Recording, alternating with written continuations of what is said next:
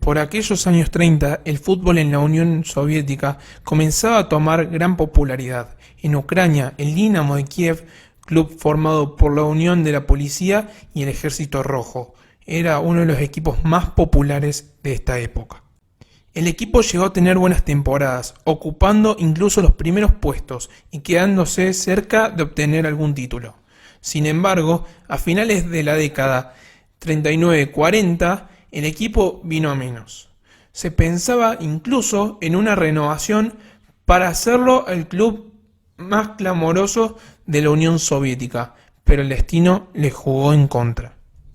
Ahora nos vamos a 1942, justo cuando Europa se encontraba inmersa en la Segunda Guerra Mundial. La ocupación nazi de Kiev controlaba absolutamente todos los ámbitos de la ciudad.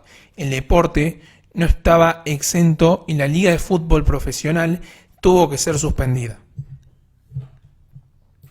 Durante los meses de tragedia que invadió Kiev, se convirtió en un infierno de miseria e injusticia total, sobre todo para los presos soviéticos liberados, a los que no se les permitía trabajar ni vivir en sus propias casas, condenándolos a subsistir en las calles y a vivir de la caridad. Los jugadores de aquel Dinamo de Kiev, que enamoraba a los hinchas hasta antes de la invasión nazi, no escaparon del doloroso entorno que envolvía a su sociedad. Algunos de esos futbolistas que fueron presos, con el tiempo lograron escapar de los invasores. Encontraron trabajo en una panadería de Kiev, en concreto la número 3.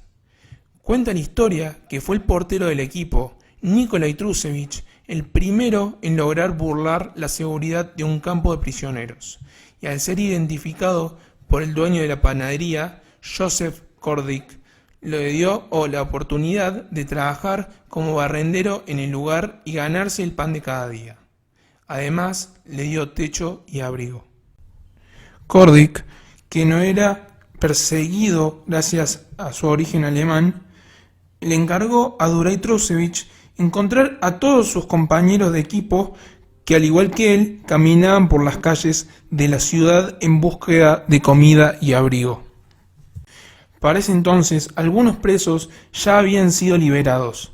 Muchos de ellos morían en las calles debido al hambre y al intenso frío, pero lo que es la vida, Trusevich de a poco fue encontrando a los compañeros. Logró reunir 8 jugadores del Dinamo y a 3 del Lokomotiv, quien dieron forma a un equipo de panaderos y barrenderos que vivían en una historia maravillosa, llena de orgullo y dignidad, concretando una gesta heroica digna de ser conocida por todo aquel que ame el fútbol.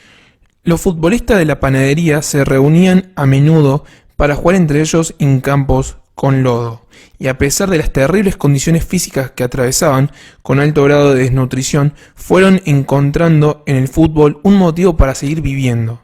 Sin embargo, Kordik no había rescatado a estos futbolistas con un fin altruista, todo lo contrario, con el propósito de hacer negocio. Se reunió con miembros importantes del ejército alemán y les vendió una serie de partidos con el naciente equipo formado por exfutbolistas profesionales. Los alemanes vieron en estos partidos la excusa perfecta para poder consumar un crimen deportivo que enaltecerá la propaganda nazi. Decidieron realizar una serie de partidos entre los ucranianos y miembros del ejército alemán a mediados de 1942. Los rusos de la panadería decidieron jugar bajo el nombre de...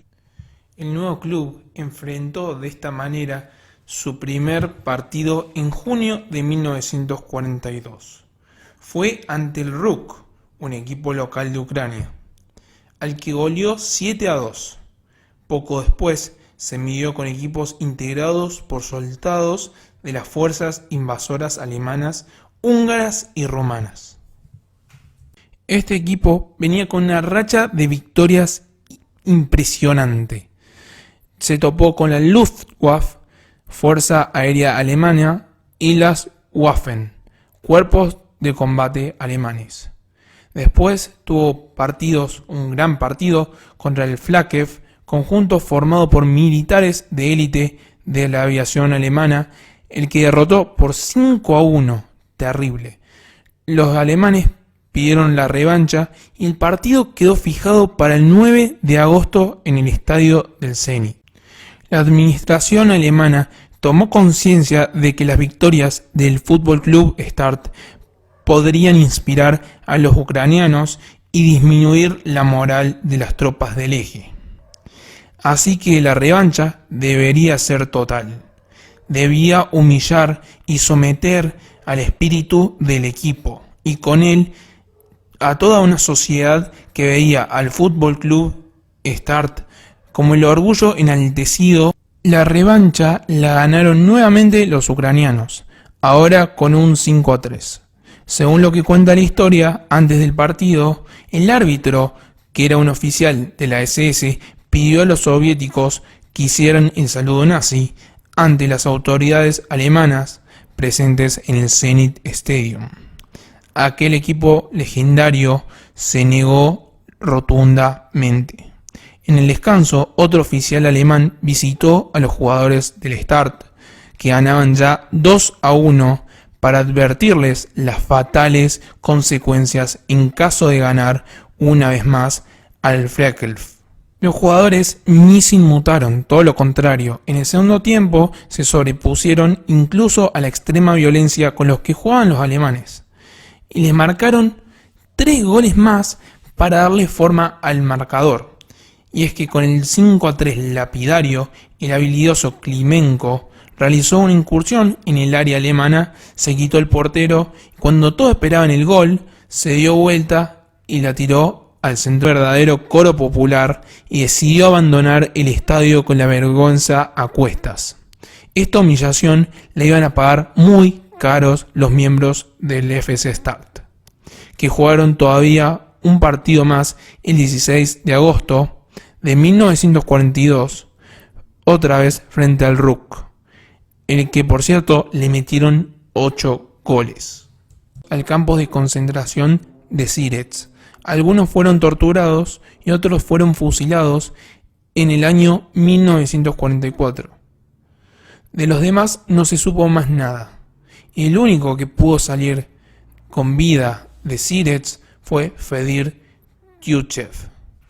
Acá con la siguiente leyenda: a los jugadores que murieron con la frente en alto ante el invasor nazi. Muchísimas gracias por ver el video. Me ayudarían mucho si lo comparten con sus seguidores, con gente cercana, para que le llegue a más gente. Muchísimas gracias por todo. Nos vemos en el siguiente video.